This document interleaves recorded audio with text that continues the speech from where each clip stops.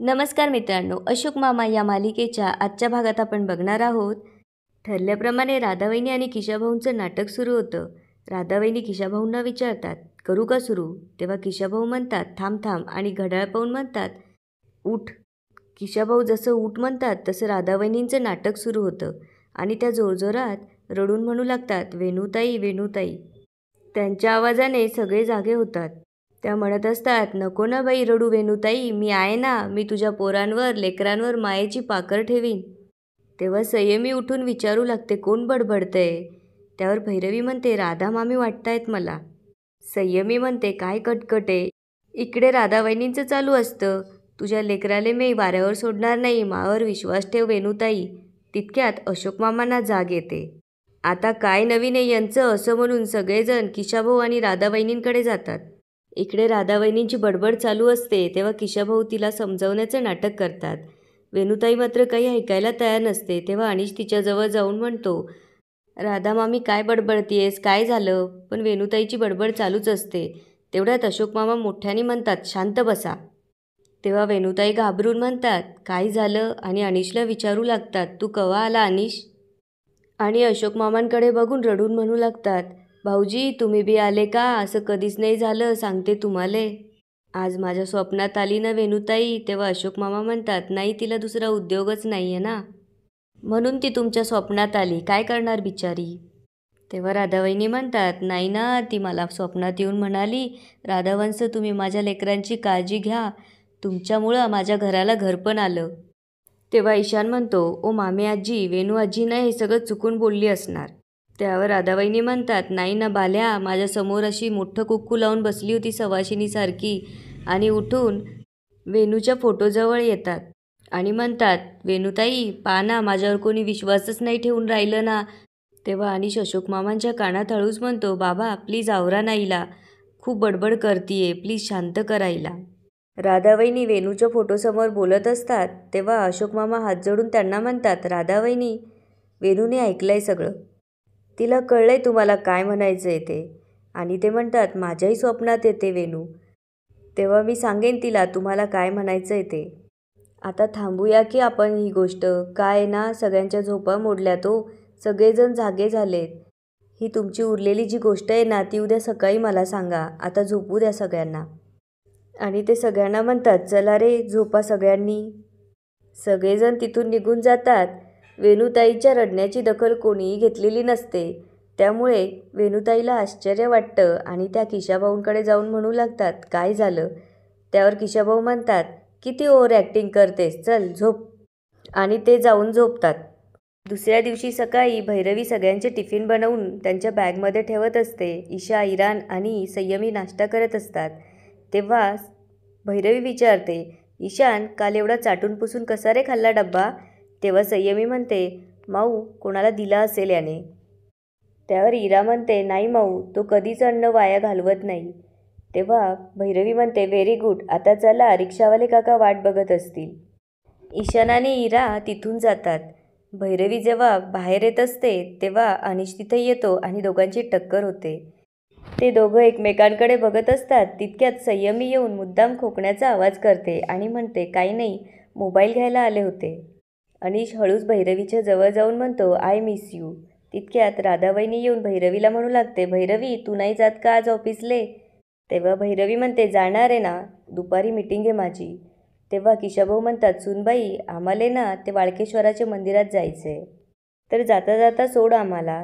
त्यावर संयमी म्हणते, जनरली सोडता का असं विचारतात, पण ठीक आहे, इट्स ओके. तेव्हा भैरवी पण म्हणते, मलाही एवढा टाईम नाही आहे. तेव्हा किशाभाऊ म्हणतात, मग टॅक्सी बुक करून दे ना. त्यावर भैरवी म्हणते, हो ठीक आहे.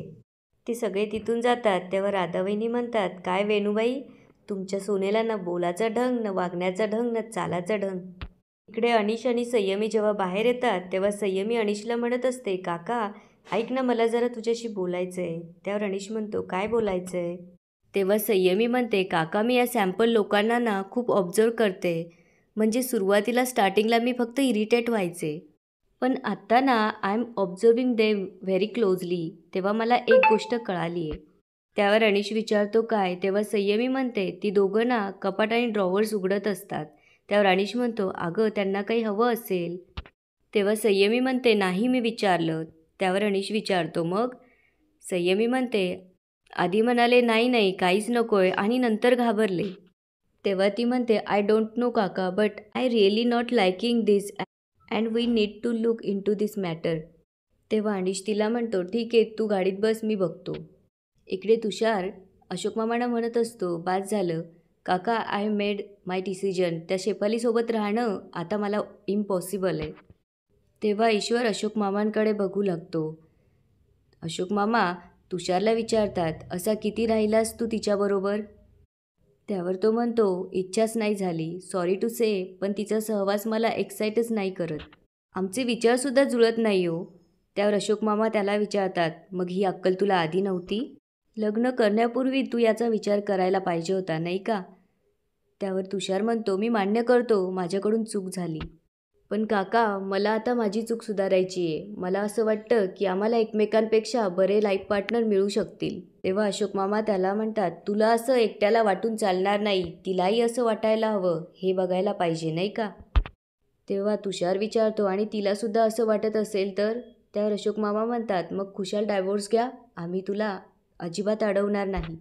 त्यावर ईश्वर काही बोलणार, अशोक मामा त्याला थांबवतात. इकडे अनिश भैरवीला कॉल करतो. तेव्हा विचारतो, झाली मीटिंग? भैरवी म्हणते, हो आत्ताच आली आहे घरी. अनिश विचारतो, मग आज कोणाकोणाला दम दिला? त्यावर भैरवी म्हणते, अनिश म्हणजे मी काय नेहमी सगळ्यांना दमदाटीच करत असते का? तेव्हा अनिश म्हणतो, sorry I was just kidding. त्यावर भैरवी म्हणते, किती भारी बॉयफ्रेंड आहेस रे तू, लगेच सॉरी म्हणतोस, दुसरी एखादी डोक्यावर बसेल तुझ्या. तेव्हा अनिश म्हणतो, हा ॲडवाईस द्यायला खूप उशीर केला आहे तू, मला आता दुसरं कोणी नको, फक्त तूच.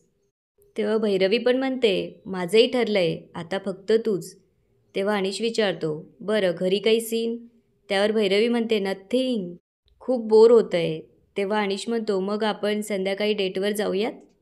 त्यावर भैरवी म्हणते, व्हॉट?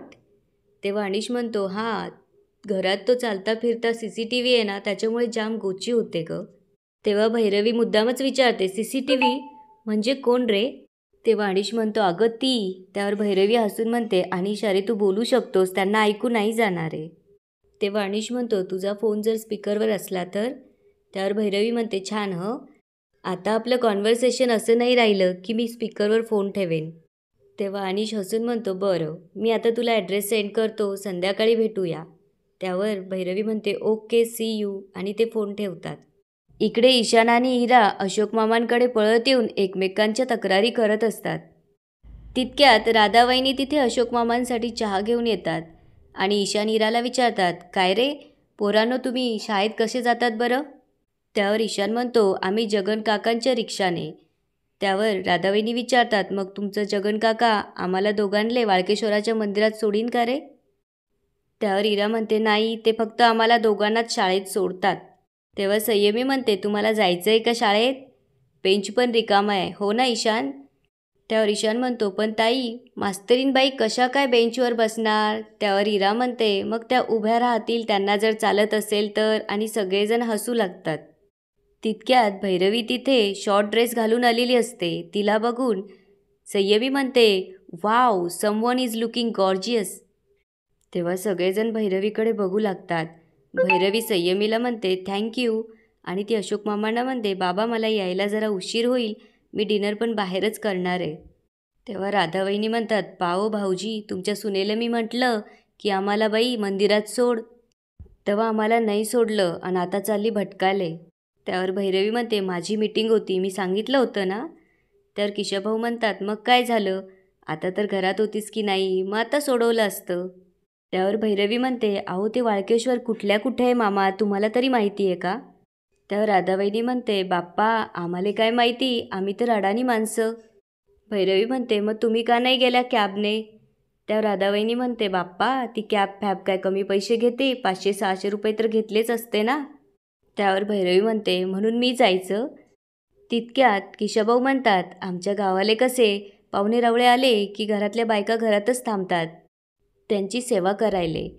तेव्हा राधाबाईंनी म्हणतात, संस्कृती असती ना ते, घरच्या बाईंनी घरीच थांबलं पाहिजे, घर सांभाळायला पाहिजे, बाकी सगळ्यांनी घराच्या बाहेर गेलं तरी चालन. आणि त्या भैरवीला म्हणतात, तू घरातच थांबलं पाहिजे. हे ऐकून अशोक मामांना राग येतो आणि ते म्हणतात, हे कोणी ठरवलं? आणि ते म्हणतात, ती मुलगी नोकरी करते, ते सोडून तिने घरात बसायचं. तेव्हा राधाबाईंनी म्हणतात, नाही पण भाऊजी, मग तुम्ही सांगा घर कोणी सांभाळायचं? त्यावर अशोक मामा म्हणतात, घरात जे असेल त्यानं. त्यावर राधाबाईंनी म्हणतात, पण घरात जर पुरुष माणूस असेल तर त्यानं सांभाळायचं का? त्यावर अशोक मामा म्हणतात, सगळ्यांनी म्हणजे सगळ्यांनी, अगदी लहान मुलांनी सुद्धा. तेव्हा राधाबाईंनी भैरवीकडे बघून म्हणतात, मग घरच्या बाईने काय करावं? असं नटमोगरीसारखे कपडे घालून बाहेर ठुमकत ठुमकत फिरावं का? त्यावर भैरवीला खूप राग येतो आणि ती राधाबाईंनीना म्हणते, एक मिनिट मामी, तुम्ही माझ्यापेक्षा वयाने खूप मोठा आहे, नाहीतर मी. असं म्हणून भैरवी थोडा वेळ थांबते आणि म्हणते, मी काय घालायचं हे फक्त मीच ठरवणार, ओके? मी माझ्या पैशाने कपडे विकत घेते, त्यामुळे मी काय घालायचं हे फक्त मीच ठरवीन. त्यावर राधाबाईंनी म्हणतात, हे असे कपडे घालता ना, त्यामुळे बाहेरचे लोक टुकूटुकू नजरेने पाहतेत तुमच्याकडे. त्यावर भैरवी म्हणते, मग त्यांनी ते ताब्यात ठेवायचं आणि पुरुषांच्या नजरा तर चापून चुपून साडी घालणाऱ्या बायकांकडे पण जातात. त्याचा विचार मी नाही करत. बाय द वे, मी आता अनिशला भेटायला चालली आहे. त्यावर राधाबाईंनी विचारतात, काय? नवऱ्याला भेटायला बाहेर काऊन? त्यावर भैरवी म्हणते, हो, कारण आम्हाला इथे बोलता येत नाही ना म्हणून. त्यावर राधाबाईंनी म्हणतात, म्हणजे आमच्यामुळे बोलता येत नाही असं म्हणायचं आहे का तुले? तेव्हा केशवभाऊ हसून म्हणतात, कामेडी करून राहिली ती, तुम्हाला सांगितलं होतं ना, एकत्र कुटुंबामध्ये असंच चालतं. त्यावर भैरवी म्हणते, नाही नाही, आमचं आधी एकत्र कुटुंबामध्ये असं चालत नव्हतं, ते आत्ता झालं. त्यावर राधाबाईंनी म्हणतात, नाही म्हणजे आमच्यामुळं झालं? तू स्पष्ट बोल ना माझी माय, सांग ना, आमच्याचमुळे झालं. तेव्हा केशवभाऊ म्हणतात, नाही नाही, तसं नाही, तुले म्हणून सांगतो, तुझ्या सासू सासऱ्यांचं लग्न ते आमच्यामुळे झालं. भाऊजी, खरं सांगतोय की नाही मी? आता माझी ताई काय म्हणाली होती की मला मुंबईचा मुलगा नको आहे. त्यावर आम्ही म्हटलो, नाही नाही, मुलगा चांगला आहे. तितक्यात भैरवीला अनिशचा कॉल येतो आणि ती म्हणते, काय ना मामा मामी, मला तुमची अडचण होत नाही आहे, फक्त मी काय करावं हे तुम्ही नका ठरवू. त्यावर राधावहिनी म्हणतात, कशी अप्पित्तर तोंडाची पोरे ही, काही जिभेला हाड आहे तुझ्या? तेव्हा मात्र अशोक मामांचा पारा चढतो आणि ते राधावहिनीला म्हणतात, वहिनी पुरे झालं आता. हे बघा, मी तुम्हाला शेवटचं सांगतोय, आपल्या काळचे नियम आताच्या काळातल्या माणसांवर लादू नका. तेव्हा राधाबाईंनी म्हणतात, पण भाऊजी, पाहुणचार काही असते की नाही? आम्ही सासू सासरे आहोत, काय रस्त्यावरची माणसं नाही. एवढंच बोललो सुनेला का बाई, आम्हाला वाळकेश्वराच्या मंदिरात सोडशील का? त्यावर अशोक मामा म्हणतात, म्हणून भैरवीने सुट्टी घेऊन घरी थांबावं ही मुळात अपेक्षा करणंच चूक आहे. आणि तुमच्या देवदर्शनाचा खर्च तिने करावा ही अपेक्षा तर त्याहूनही चूक आहे. भैरवी चांगले पैसे कमवते याचा अर्थ असा नाही की घरातल्या प्रत्येकाचं तिनेच केलं पाहिजे. आणि ते म्हणतात, तुम्ही 2 दिवसांसाठी आलात, 8 दिवस राहिलात. नाही, तुमच्या राहण्याबद्दल आम्हाला काहीच अडचण नाही आहे. तुमच्यासाठी लागणारा वेळ आमच्याकडे आहे की नाही याचा विचार तुम्ही केलात?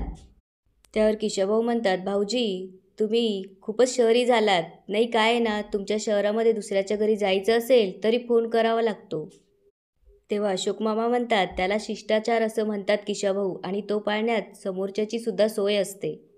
तेव्हा राधाबाईंनी म्हणतात, नाही पण भाऊजी, आपल्या गावाले. त्यावर अशोक मामा म्हणतात, नाही नाही, गावातल्या माणसाबद्दल मला नितांत आदर आहे, पण जर तुम्हाला इथं शहरात राहायचं असेल तर तुम्हाला इथल्याच पद्धतीने राहावं लागणार आहे राधाबाईंनी.